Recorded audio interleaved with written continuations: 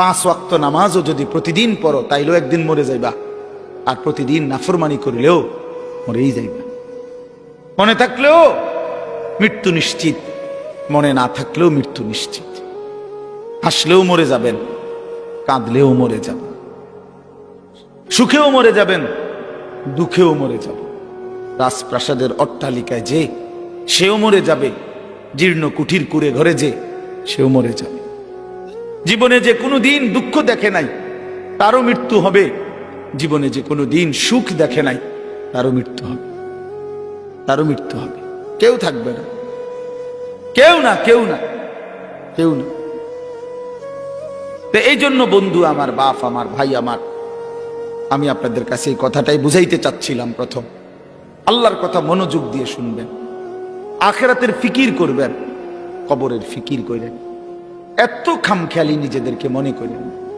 ছেলেরা বন্ধু, হয় তুমি মরে যাইবা, নয় তুমি বুড়া হইয়া যাইবা, বাকি তুমি এই যৌবনের এই হালাতের উপরে থাকতা না, এটা মনে রাখবা।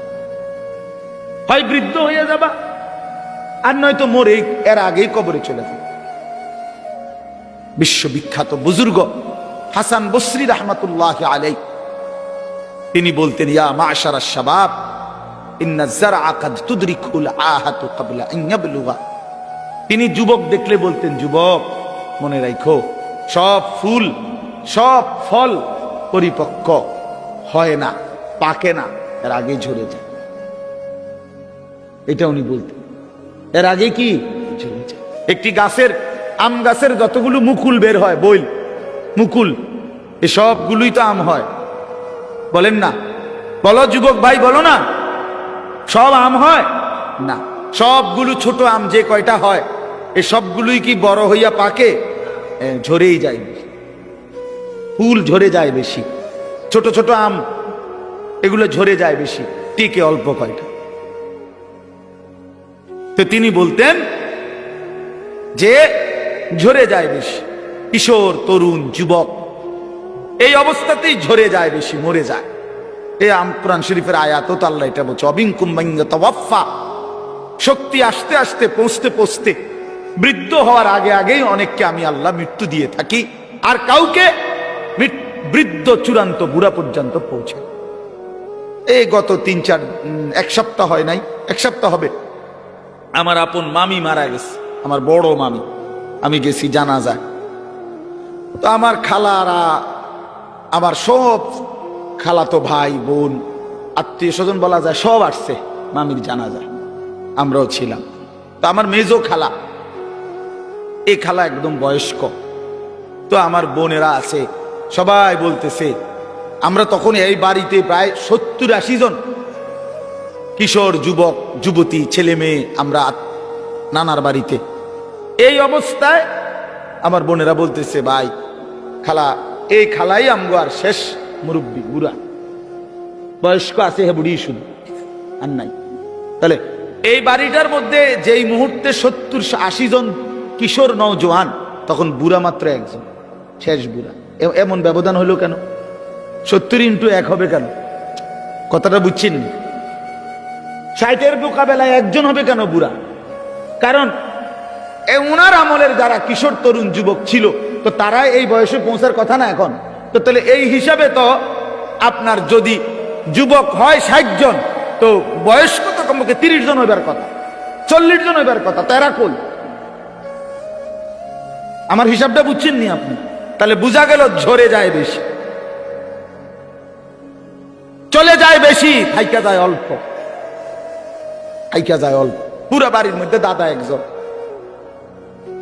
10 বাড়ি মিললে বুড়া মিয়া কি 1 জন 2 জন, কিন্তু নওজোয়ান অনেক, নওজোয়ান অনেক।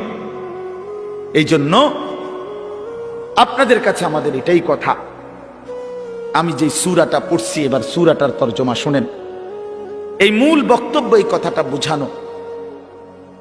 আল্লাহ তাআলা এই কথাটা বারবার কোরআনুল কারীমের মধ্যে বুঝাইতে চাইছে, বান্দা বিশ্বাস করো, বান্দা যে অবস্থাতেই তুমি থাকো, খেয়াল করো আর না করো, বুঝে থাকো আর না থাকো, তুমি কিন্তু থাকতা না, তোমার আমি রাখতাম না বান্দা। আমার চূড়ান্ত অনুগত হইলেও রাখতাম না, চূড়ান্ত নাফরমানি করলেও কি রাখতাম। কোন অবস্থাতে থাকতা না তুমি, এটা হলো শেষ কথা। তুমি এটা মনে রাখবে, তুমিও থাকবা না, সৃষ্টি জগতও থাকবে না। তোমারও মৃত্যু হবে, গোটা কায়নাতেরও মৃত্যু হবে। এই কথাইটা কোরআনুল কারীমের মধ্যে আল্লাহ তাআলা খুব বুঝাইছেন যে বান্দা কেন দুনিয়া নিয়া ইসসাকালতুম ইলাল আরদ, আহা বান্দা জমিনটা নিয়ে এমন কামড়াইয়া পড়লা কেন? ইসসাকালতুম অর্থ এইটা মানে কামড়াইয়া ধরা। না আমি যাইতাম না, বাচ্চা যেরকম অনেক সময় ধরে না আমি যাইতাম না, এমন ভাবে ধরছে যে তার আর সরা নেই যায় না।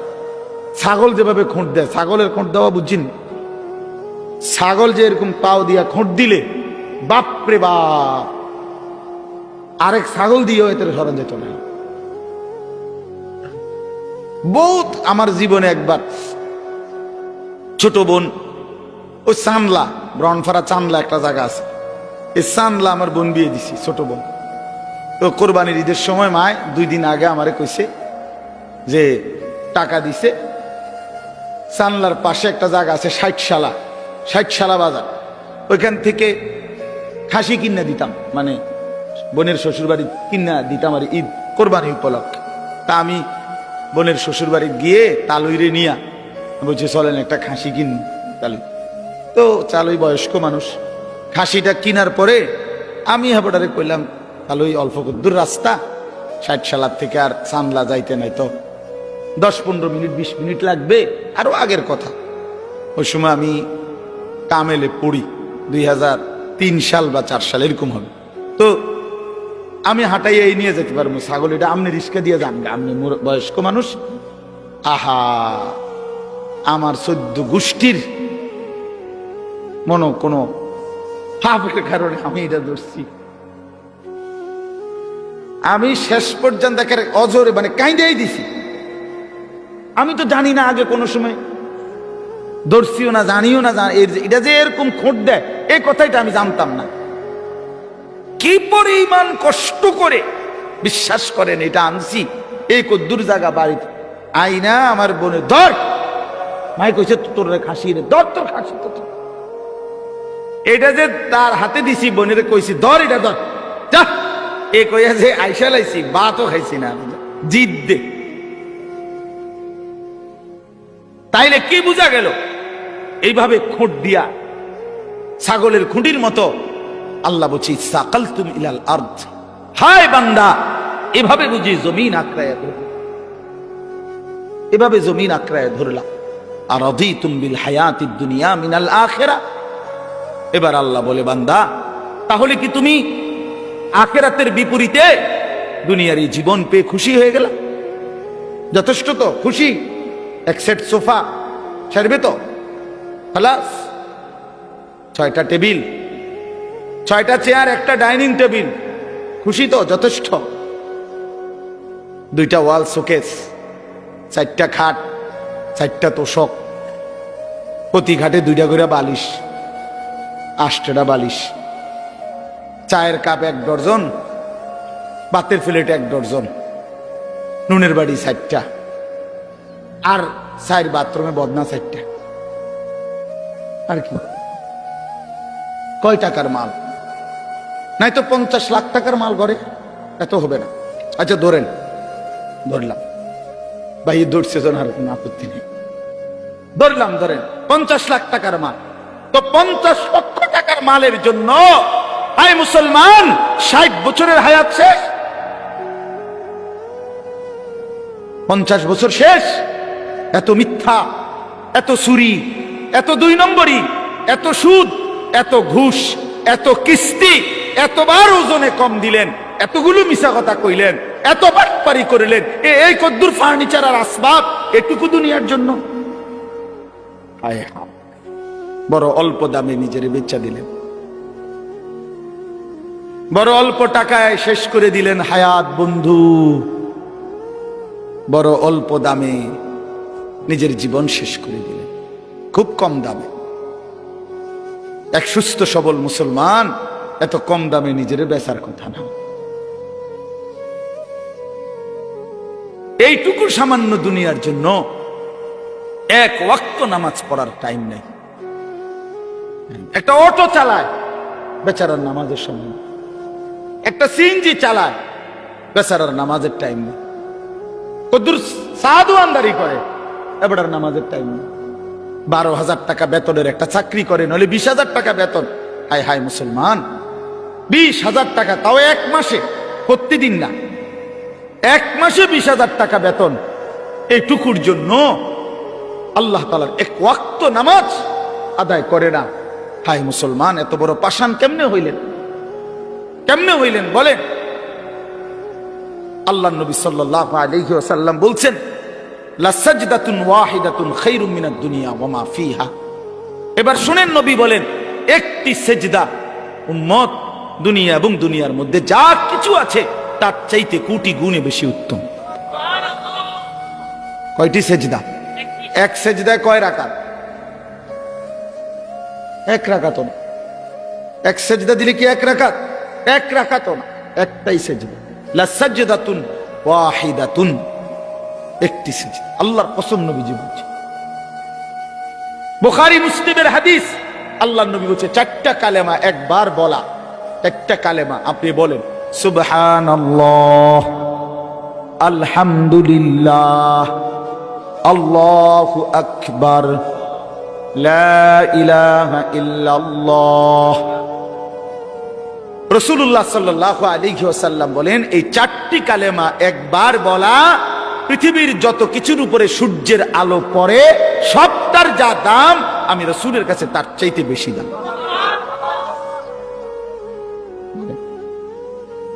কি ধরলেন? কি হারাইলেন? কি হারাইলেন? এক ওয়াক্ত নামাজের মূল্য কত?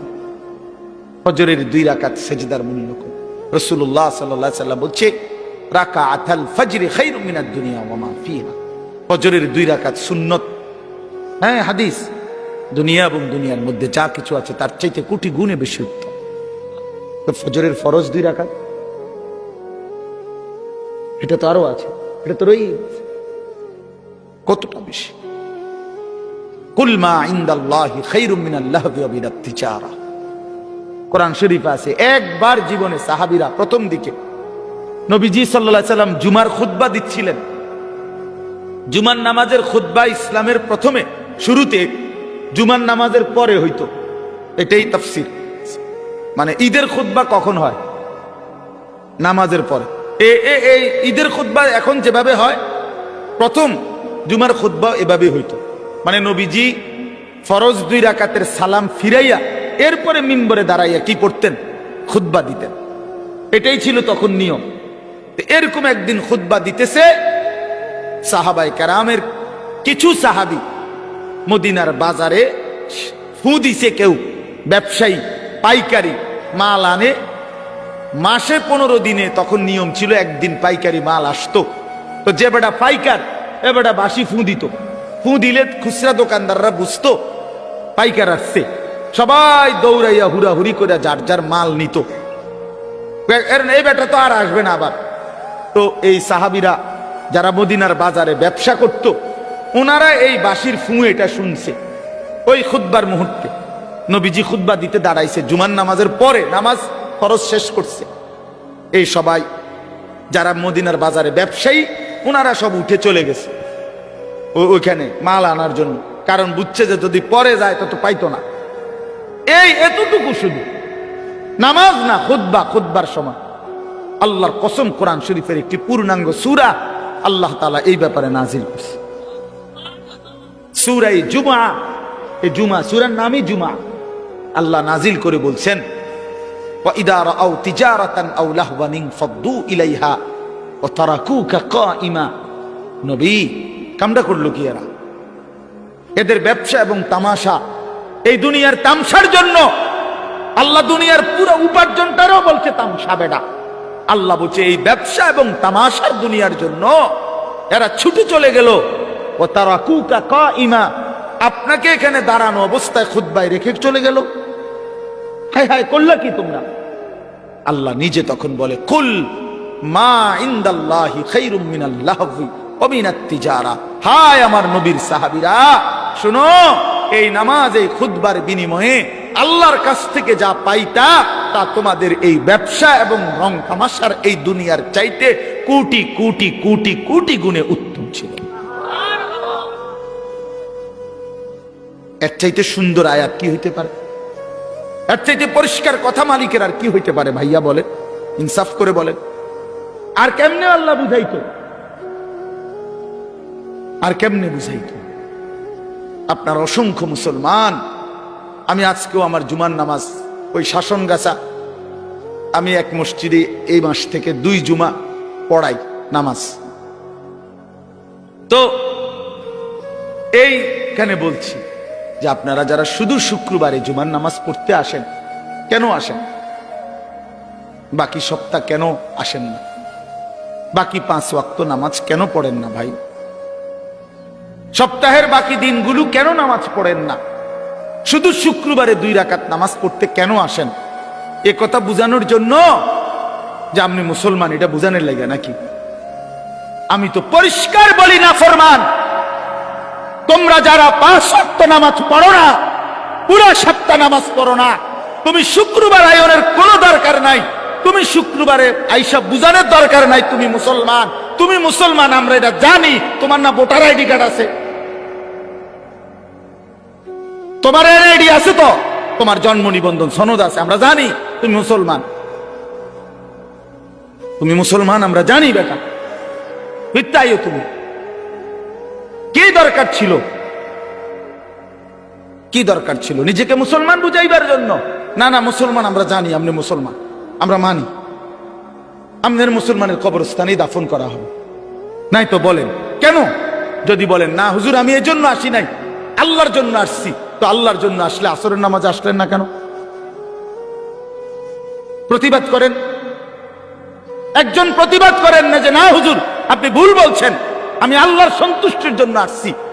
তো আল্লাহর সন্তুষ্টির জন্য আসলে ফজর কই, জোহর কই, আসর কই, মাগরিব কই, এশা কই, শনিবার, রবিবার, সোমবার, মঙ্গলবার, বুধবার, বৃহস্পতিবার, সে এই সপ্তাহের এই দিনগুলো মালিককে মনে করেন না কেন? বলেন ভাই, ইনসাফ কি বলে?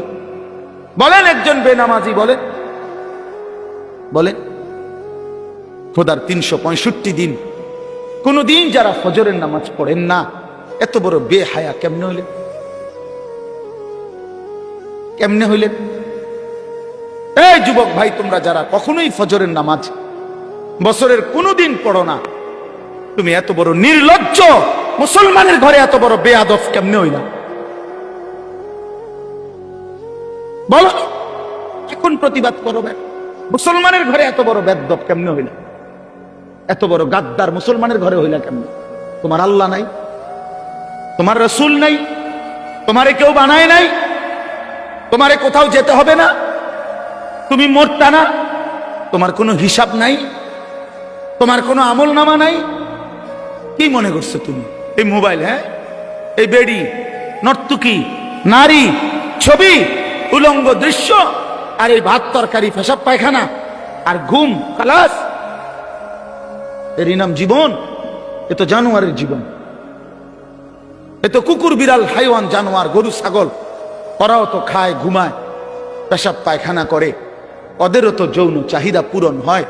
প্রিয় বন্ধু, গরু ছাগলেরও তো, কুকুর বিড়ালেরও তো বাচ্চা হয়। তো বাচ্চা যেহেতু হয়, এটাই তো প্রমাণ করে এদের যৌন চাহিদা পূরণ হয়। নয়তো হ্যাঁ কেমনে বাচ্চা হয়? জানোয়ারের বাচ্চা হয় কেমনে তাহলে? ইনসাফ করে বিবেককে বলেন। আপনার স্ত্রী বেপর্দা, তা আপনার আত্মসম্মান কই রইল? আপনার মেয়েটা বেপর্দা, হ্যাঁ, আপনি বুঝেন না এটা? 8-7 কাপড় পরে আপনার মেয়ে কোথায় যায়? 14 বছরের, 16 বছরের, এই 18 বছরের এই উপযুক্ত কন্যা 8-7 কাপড় পরে কোথায় বের হয়, কাকে দেখাইতে যায়? আপনি বুঝেন না? বিসিরা খান, আপনি হুদা বন খান, আপনি ভাত খান না? এতটুকু হায়া যেই বাপের নাই, তো তুমিও তো বেহায়া, তোমার মেয়েও তো বেহায়া। যে স্ত্রী বেহায়া, স্বামীও বেহায়া, স্ত্রীও বেহায়া, দুজনই তো বেহায়া বেটা তোমরা। নাহলে আত্মসম্মান থাকলে, আত্মমর্যাদা থাকলে, পৌরুষ থাকলে, আমি বাইচা থাকতে আমার বউ বেপর্দা হবে বেটা, তো আমি বাইচা রইলাম কেন?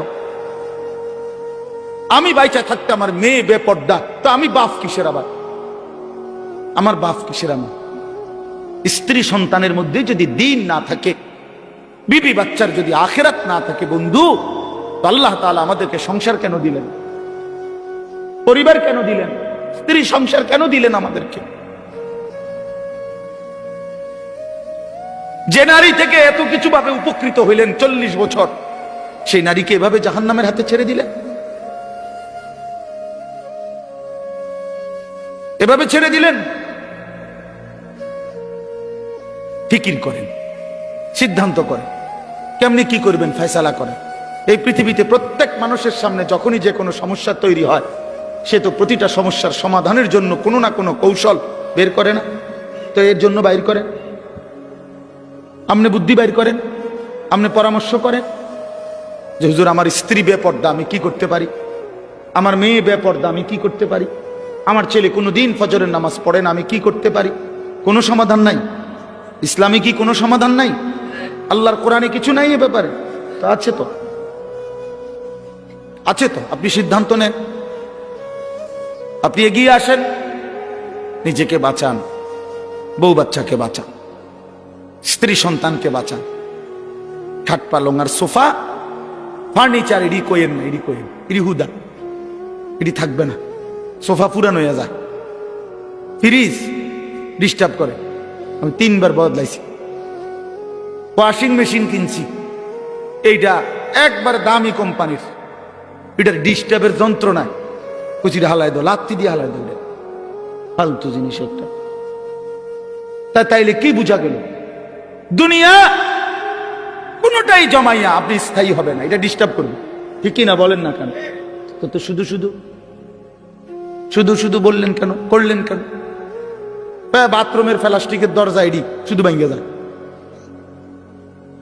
বলেন ঠিক নাই? যে প্লাস্টিকের দরজা যত জায়গায় দেখবেন, সিটকারি ভাঙ্গা, নইলে এন্দিয়া গুদুর ভাঙ্গা, এন্দিয়া সিটকারি লাগে না, সদর বদর। তো দুনিয়া তো একটা ফালতু জিনিস।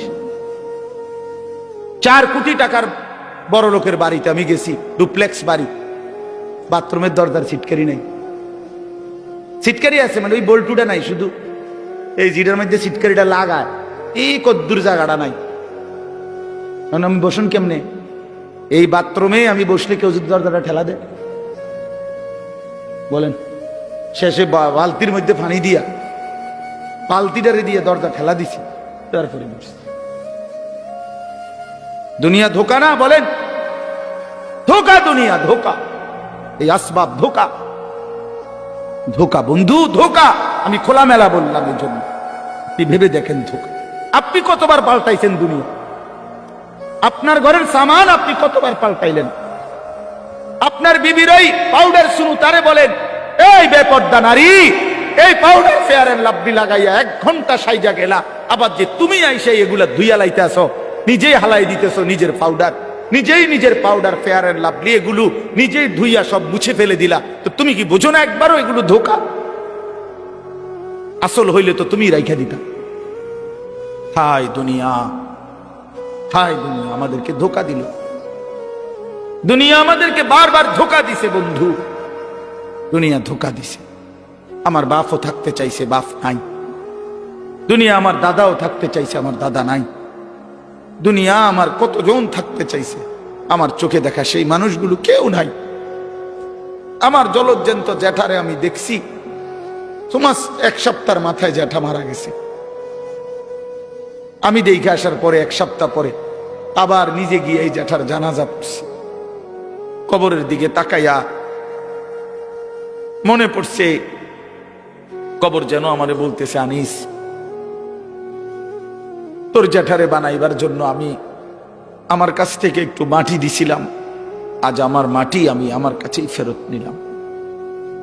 ওয়াফিহা নুঈদুকুম, আমি এখান থেকেই দিছিলাম, আজ আমি এখানেই ফেরত নিলাম। প্রিয় বন্ধু আমার, বাপ আমার, ভুল যেন না হয় বন্ধু। হাসলেও মরে যাবেন, কাঁদলেও মরে যাবেন। এই কথাই বলছিলাম। তাইলে কি আশ্চর্য জীবন ভাইয়া, তোমরা কি জীবন পছন্দ করলা? সারাটা দিন নারী, ছবি, মোবাইল, নাচ গান, এক ওয়াক্ত নামাজ পড়ো না, শরীর অপবিত্র, পেশাবের ঠিকমতো পবিত্রতা নাই, পায়খানার পরে ঠিকমতো পবিত্রতা নাই। আর এই উলঙ্গ ছবি, নাচ গান দেখতে দেখতে সারা দিন সারা রাত শরীর তো নাপাক হয় বন্ধু।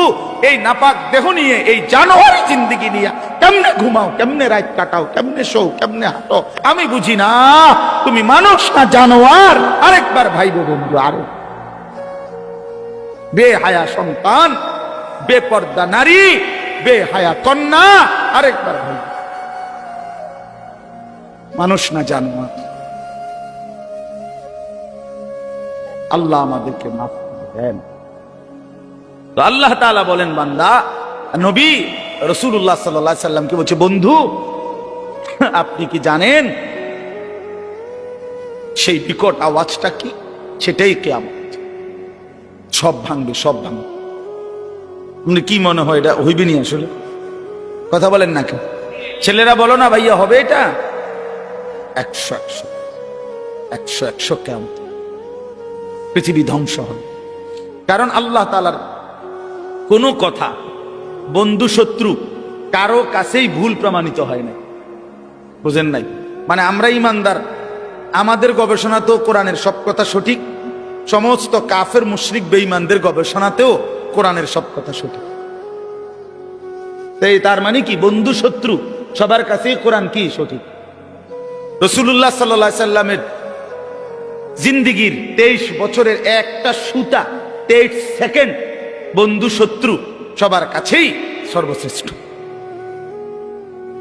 বলেন, রাসূলুল্লাহ সাল্লাল্লাহু আলাইহি সাল্লামের জীবনের একটা মিনিট, একটা ঘন্টা, একটা সেকেন্ড দুশমনরাও পরীক্ষা করছে। আজকে 1450 বছর ধরে শুধু রাসূল সাল্লাল্লাহু আলাইহি সাল্লামকে নিয়ে আমরা শুধু বলি আর ভাবি এমন না, কাফের বেঈমানরাও ভাবে, গবেষণা করে, এই নিয়ে বিশ্লেষণ করে, কিন্তু তিনি সবার কাছেই শ্রেষ্ঠ। বন্ধুও পরীক্ষা করে দেখছে তিনি সর্বশ্রেষ্ঠ, দুশমনেও পরীক্ষা করে দেখছে তিনি সর্বশ্রেষ্ঠ।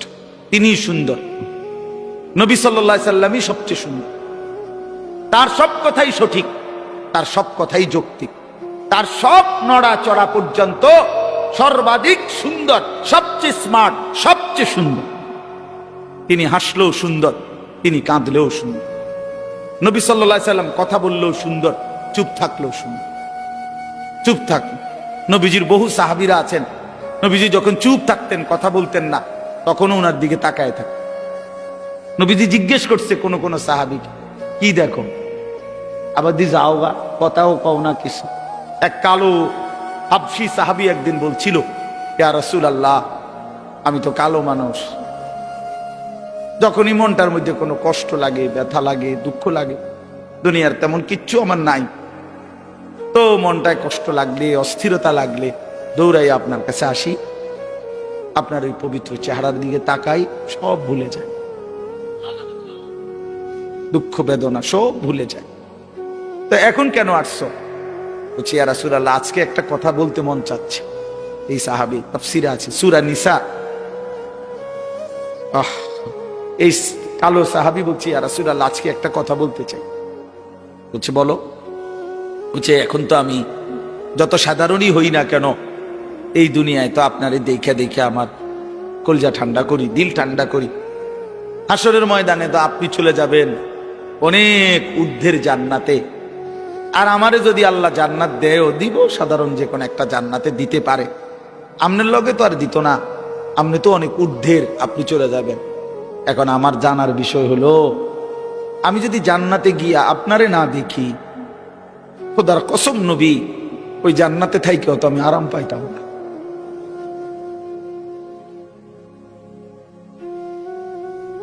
তখন আমি আপনাকে দেখবো কিভাবে? সুবহানাল্লাহ, সুবহানাল্লাহ। আল্লাহ তাআলা বলেছেন, ওমান ইউতিল্লাহ ওয়ার রাসূল ফাউলাইকা মাআল্লাযীনা আন'আমা আল্লাহু আলাইহিম মিনান নাবিয়্যিন ওয়াস সিদ্দিকিন ওয়াশ শুহাদা ওয়াস সালিহিন। বন্ধু, আমি ওয়াদা দিলাম, আমি আল্লাহ এবং আপনি রাসূলের পূর্ণ আনুগত্যের হক যে আদায় করবে, অনুসরণ করবে আপনাকে 100% 100% আমি আল্লাহ আপনার সাথেই তাকে থাকতে দেব। কেমনে আমি বুঝ করবো, আপনি ওরে কইয়া রাখবেন। নবী সাল্লাল্লাহু আলাইহি ওয়াসাল্লাম ওই হাবশী সাহাবীকে বলছে, আল্লাহ রাসূলের আনুগত্য যদি পূর্ণ করতে পারো, ওয়াদা দিছে মালিক তুমি আমার সাথেই থাকবা। সাহাবী চিৎকার দিয়া ওইখানেই ইন্তেকাল করছে। निकल जाए दम तेरे कदमों के नीचे, यही दिल की हसरत, यही दिल की आरजू है। এটা উর্দু শের আর কি। অর্থ হলো, হে প্রিয়তম, তোমার কদমের নিচে জীবন দিলাম, এই ছিল আমার আরজু, এই ছিল আমার আকাঙ্ক্ষা, আমার তামান্না, দিলের আশা ছিল এই। আল্লাহ রসুলের কদমের নিচে জীবন দিয়ে দিছে। निकल जाए दम तेरे कदमों के नीचे, यही दिल की हसरत, यही दिल की आरजू है। এটাই দিলের তামান্না। আল্লাহ আমাদেরকে নবী সাল্লাল্লাহু আলাইহি সাল্লামের অনুসরণের মতো ভালোবাসা দান করেন। তো আল্লাহ তাআলা বলেন, ইয়াউমা ইয়াকুনুন নাসু কাল ফারাশিল মাবসুস। আল্লাহ বলেন, বন্ধু, সেই ইসরাফিলের ফুঁ হলে, এই বিকট ধ্বনিতে যখন সব ভাঙতে শুরু করবে, তখন সবগুলো মানুষ বিক্ষিপ্ত পতঙ্গের মতো ছুটাছুটি করে যে যেখানে গিয়ে পড়বে সেখানেই মরবে। বিক্ষিপ্ত পতঙ্গ বলতে তাফসীরের মধ্যে আছে, আগুনের মধ্যে, লাইটের মধ্যে, আপনারাও বুঝবেন, সাদা পোকা, উলু আমরা যেগুলারে বলি, এগুলো যখন উড়ে তখন চারদিক থেকে এগুলা দৌড়ায়, যেন থেকে পারে, যে যেমনে পারে উইরা আসে, আর আলোতে বা আগুনে পড়ে, মরে, ঠিক না, নিচে পড়ে।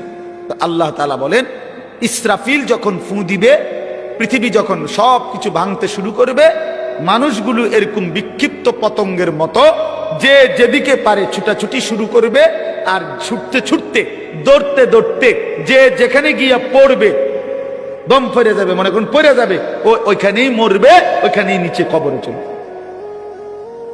কেউ কাউরে দাফন করতে পারবে না। কারে দাফন করবে? কে দাফন? আপনি স্বাস্থ্য ভাই হেঁটে তো দৌড়ায়, বোঝেন না আপনার কথা?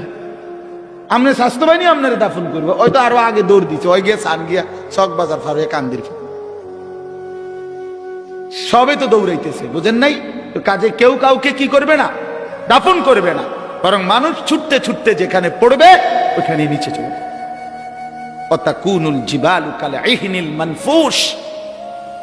তুলা যে ধুনায়, আপনারা দেখছেন, ওই যে লেপ তোষক বানাইবার আগে তুলারে কি করতে হয়?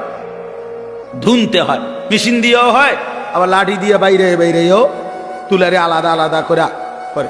তো এই তুলা যখন ধুনায়, তখন তুলাগুলো সামান্য বাতাস লাগলেই উঠতে থাকে।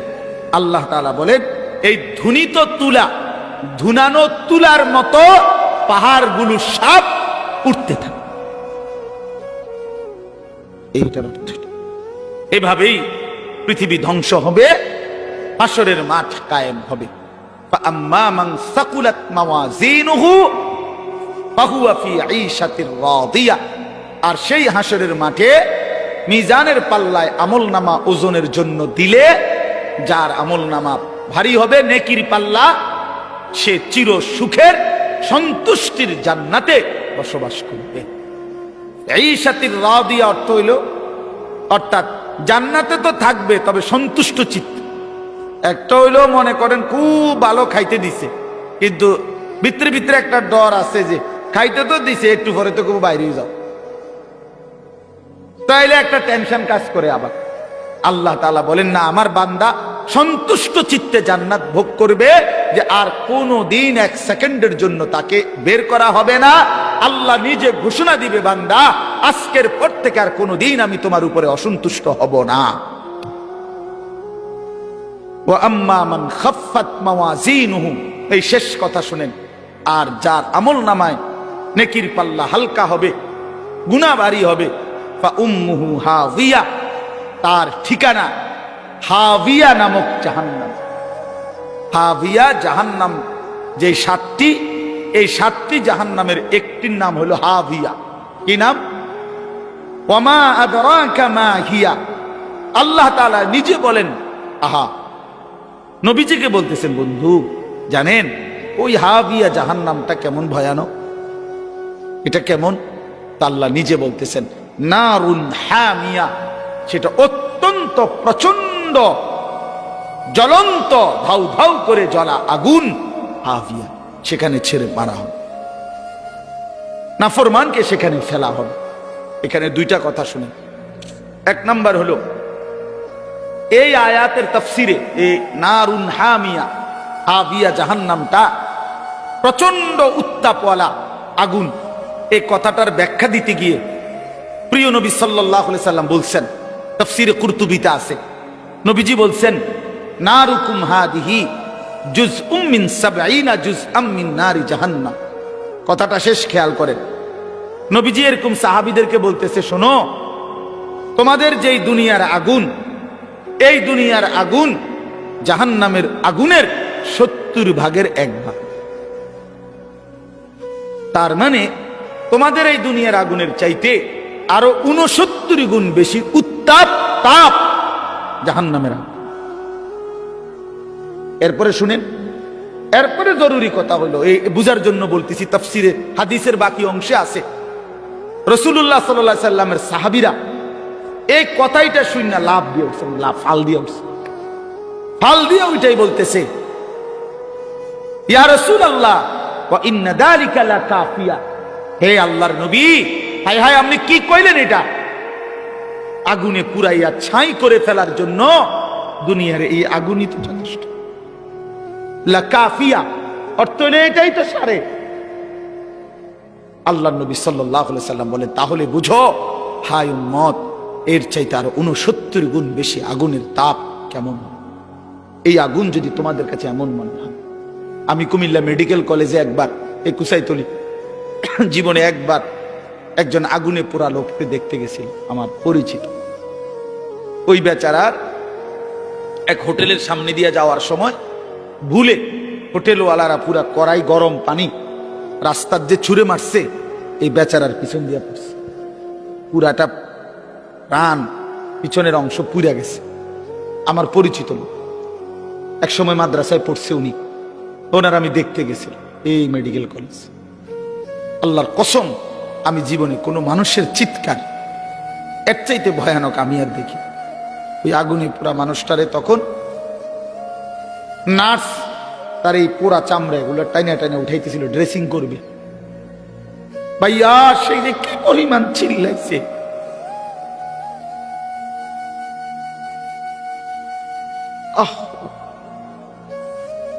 এমন চিৎকার, আর মানে এগুলো ছিটতেছে, পোড়া চামড়া এগুলো উঠাইতেছে।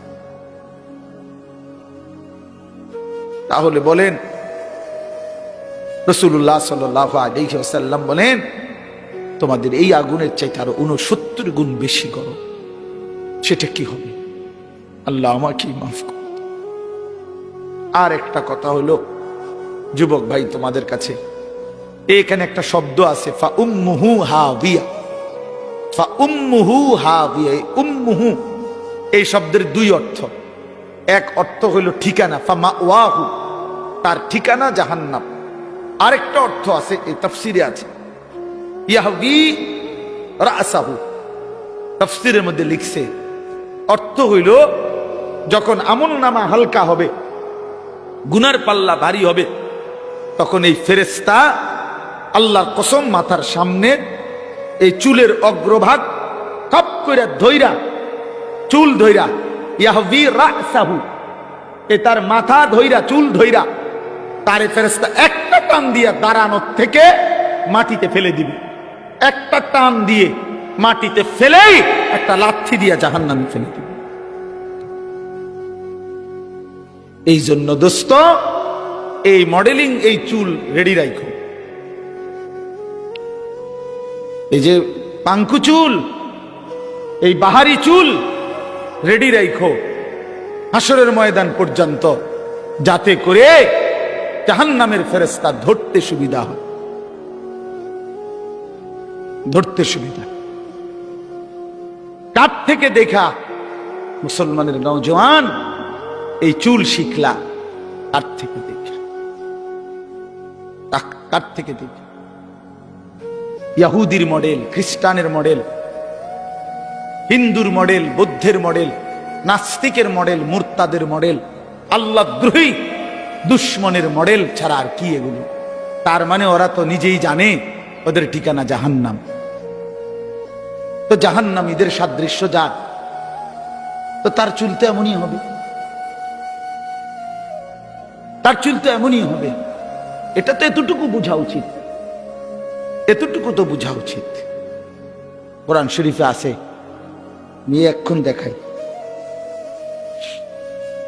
এই যে আল্লাহ তাআলা বলছেন ইন্নাল্লাযীনা কাফারু, ওই ভাই শুনতেছেন আপনারা? ইন্নাল্লাযীনা কাফারু মিন আহলিল কিতাবি ওয়াল মুশরিকিনা, নিশ্চয়ই যারা আহলে কিতাব, ইহুদি খ্রিস্টান বেঈমান এবং যারা মুশরিক, তাদের সকলেই ফি নারি জাহান্নামা খালিদিনা ফিহা। হ্যাঁ, ওমাইটা কোরআন শরীফের আয়াত, ঠিক নি মানে ঠিকই উর্ফি দিয়ে কিতা আরো হিটা কর। এটা কিসের আয়াত? কোরআন শরীফের আয়াত। ফি নারি জাহান্নামা খালিদিনা, আরো রইছে ভাইয়া, এই আরো রইছে উলাইকা হুম শাররুল বারিয়া। আল্লাহ তাআলা বলেন ওদের ঠিকানা হবে চিরস্থায়ী জাহান্নাম, আর ওরাই হলো শাররুল বারিয়া, আল্লাহর সৃষ্টির সর্বনিকৃষ্ট জীব, সর্বনিকৃষ্ট শাররুল বারিয়া, শাররুল বারিয়া। এই জন্য জামাতে, লেবাসে, পোশাকে, চেহারাতে, চুলে, সামনের দিক দিয়া, চুলের দিক দিয়া, শরীরে, পোশাকে মনে রাখেন বেঈমানের সাদৃশ্য যারা ধারণ করে আছেন, নিজের হিসাব মিলাইয়া নিয়ে। দুইয়ে দুইয়ে 4 হয়, 4-এ 4-এ 8 হয়, 8 দুগুণে 16। বুঝেন নাই নাকি? 2-এ 2-এ 6, এমনি মিলাইয়া, হিসাব মিলাইয়া। উলাইকা হুম শাররুল বারিয়া, ওরা সর্বনিকৃষ্ট জীব। আল্লাহ সমস্ত কাফের সর্বনিকৃষ্ট। আল্লাহ আমাদেরকে বুঝ দান করেন। আল্লাহ তাআলা আজকের এই মাহফিল কবুল করে নেন। চলেন ফিকির করি, আখিরাতকে বিশ্বাস করে, কবরকে ভয় করে, পরকালের চিন্তাকে মাথায় রেখে আমরা প্রত্যেকে ইনশাআল্লাহ জিন্দেগি সাজাবো। বলেন ইনশাআল্লাহ। যুবক ভাই নামাজ পড়ো, নামাজ পড়ো। ভাইয়া আমার নামাজ পড়ো, ভাই নামাজ পড়ো, বোন নামাজ পড়েন। বাবারা হারাম রোজগার ছেড়ে দেন। আপনারা জানেন না, আপনারা হয়তো অনেকে বুঝতেছেন না। ইনশাআল্লাহ আমরা সারা পৃথিবীর উলামায়ে কেরাম এটা বুঝতেছে, বলতেছে আগামীর পৃথিবী শুধুই ইসলামের পৃথিবী। হ্যাঁ হ্যাঁ, আগামীর পৃথিবী শুধুই ইসলামের, আগামীর পৃথিবী শুধুই কোরআনের। শুধু বাংলাদেশ না, সারা পৃথিবীতে মজলুমের বিজয়, সারা পৃথিবীতে মজলুমের বিজয়, ইমানদারের বিজয় ইনশাআল্লাহ। 54 বছরের জালেম স্বৈর শাসক ফ্যাসিস্ট অন্যায় রাজত্ব কায়েম করেছিল মুসলমানদের সবচেয়ে গুরুত্বপূর্ণ একটি দেশ সিরিয়াতে। এই সিরিয়ার জালেম বাপ পুত মিলে, 2 জালেম 54 বছর মানুষের উপরে লক্ষ লক্ষ মুসলিম নারীকে বেইজ্জতি করছে, নির্যাতন করেছে, পুরুষদেরকে শহীদ করেছে। ওই জালেম 8ই ডিসেম্বর পলাইছে। জানেন না? নতুন উইকেট পড়ছে 8 তারিখ। 8 তারিখ কি? ইতিমধ্যে 2 উইকেট পড়ছে। 5ই আগস্ট 1 উইকেট পড়ছে, 8ই ডিসেম্বর নতুন উইকেট পড়ছে। এই জন্য 2024 উইকেট পড়ার বছর। 24 সাল বোলিং ভালো হয়েছে, বোলিং 24 সালে বোলিং ভালো হয়েছে, 2 উইকেট পড়ে গেছে ইনশাআল্লাহ। আলহামদুলিল্লাহ। আগামী 3 নম্বর উইকেট আশা করি ইনশাআল্লাহ নেতানিয়াহু, ইসরায়েলের ওই বেঈমান, ইসরায়েলের এই বেঈমান, এই প্রধানমন্ত্রী ইসরায়েলের নেতানিয়াহু, এই বেঈমানের উইকেটও পড়ে যাবে ইনশাআল্লাহ। দেখেন দেখেন দেখেন ইনশাআল্লাহ। দেখবা যুবক, ইনশাআল্লাহ ফিলিস্তিন বিজয় হবে, কালেমার পতাকা উড়বে, ইসরায়েলের কুত্তারা হেরে যাবে ইনশাআল্লাহ।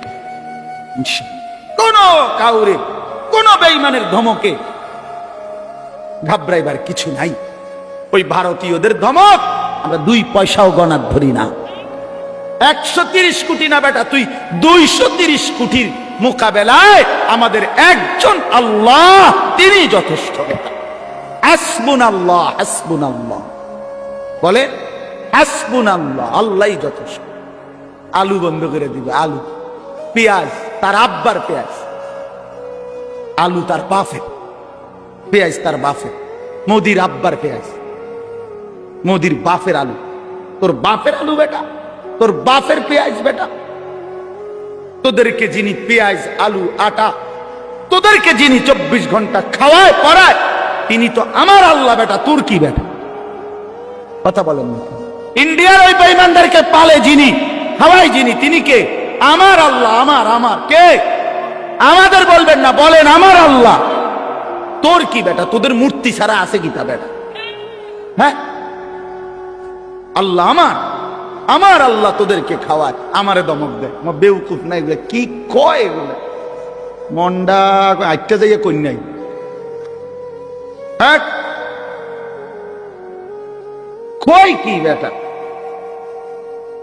সংখ্যা দিয়ে হিসাব মিলায় বাংলাদেশের দামাল নওজোয়ান এক ফোঁটা রক্ত থাকতে 56,000 বর্গ মাইলের 1 ইঞ্চি জমিন কোন বেঈমানের কাছে আমরা ছেড়ে দেব না ইনশাআল্লাহ।